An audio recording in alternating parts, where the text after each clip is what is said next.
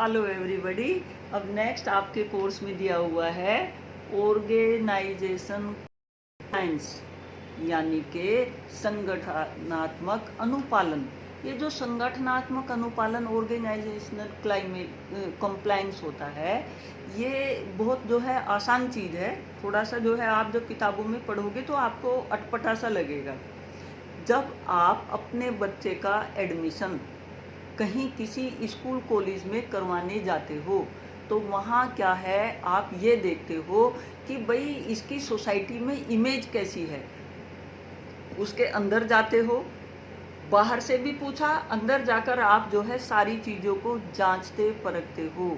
ये देखते हो कि एडमिनिस्ट्रेशन कैसा है, मैनेजमेंट कैसा है, टीचर कैसे हैं, वहाँ उसका इंफ्रास्ट्रक्चर कैसा है, वहाँ सारी चीज़ें किस तरह से व्यवस्थित है। वही सारा क्या होता है, ऑर्गेनाइजेशन कंप्लायंस से मतलब होता है कि जो ऑर्गेनाइजेशन है वो सभी नियमों का, सभी चीज़ों का किस तरह से अनुपालन कर रही है, किस तरह से बच्चों की पर्सनैलिटी विकसित करने में वो ऑर्गेनाइजेशन क्या करेगी, हर चीज़ों का अनुपालन कैसे करेगी। जितने भी कायदे कानून नियम हैं, जो भी कंटेंट, जो भी सारी चीज़ें रखी हैं, वो उन चीज़ों का अनुपालन किस तरह से कर रही है, वो सब चीज़ें देखना क्यों है, क्योंकि पर जो फिलहाल है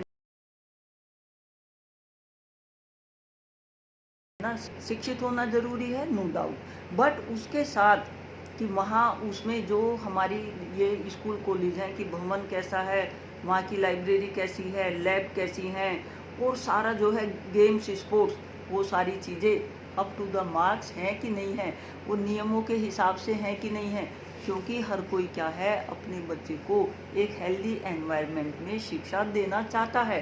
तो ये सारी चीज़ों का देखना, जानना, समझना माँ बाप के लिए और एक जो मैनेजमेंट है उनके लिए क्या है, ज़रूरी होता है। अब इसके उद्देश्य क्या होते हैं, विद्यालय संगठन के क्या उद्देश्य हैं।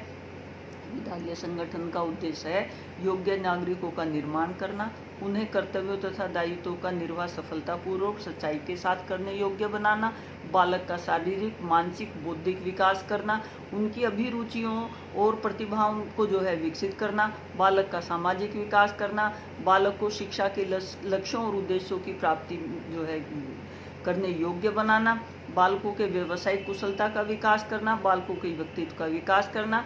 समाज और जनता के मध्य संगठन का क्या होता है, विशिष्ट स्थान होता है।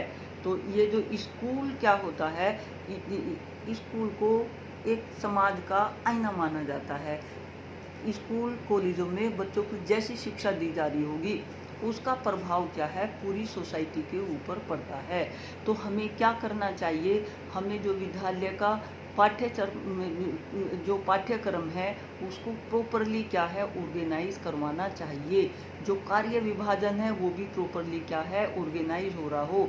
पाठ्य सहगामी क्रियाओं का क्या है, निर्धारण करवाना जरूरी है। भौतिक संसाधनों का संगठन अनिवार्य है। विद्यालय के लिए वित्त व्यवस्था एवं परीक्षा की व्यवस्था प्रॉपर करवाना अनिवार्य है। और क्या, छात्र, शिक्षक, अभिभावक का संबंध क्या है, वहाँ उस ऑर्गेनाइजेशन में मधुर हो। विद्यालयों को श्रेष्ठ बनाने की योजना सभी के सहयोग से बनाना अनिवार्य है। और क्या होगा, characteristics of a school organization. एक अच्छे स्कूल ऑर्गेनाइजेशन की क्या क्या कैरेक्टरिस्टिक्स होती हैं। उचित परंपरा का निर्वाह करता हो, बालक का सर्वांगीण विकास करता हो, समाज की आवश्यकता के अनुरूप उसका क्या है, सारा प्रारूप तैयार किया गया हो, पारस्परिक सहयोग की भावना का विकास करना, जनतंत्रीय भावना का विकास करना, रचनात्मक कार्यों को बढ़ावा देना, आदर्शवादी परंपराएं एवं गुणों का विकास करना। ये सारे क्या होते हैं, जो स्कूल ऑर्गेनाइजेशन होती है उसके क्या हैं, इम्पोर्टेंट कार्य हैं, जिसको क्या है विकसित करना एक स्कूल ऑर्गेनाइजेशन का कार्य होता है। जिससे क्या है, वो ऑर्गेनाइजेशन जो कंप्लायंस हैं, जो नियम हैं, उनको अपने यहाँ लागू करवा के एक बेटर शिक्षा क्या है बच्चों को दे सके। तो इस ऑर्गेनाइजेशन कंप्लायंस में आपने यही सारी चीज़ें क्या हैं प्रस्तुत करनी है। जो एक एडमिशन अपने जो बच्चों को दिलवाने के लिए आप ले जाते हो, जो चीज़ें आप देखते हो वही यहाँ आपने देखनी है। ठीक है।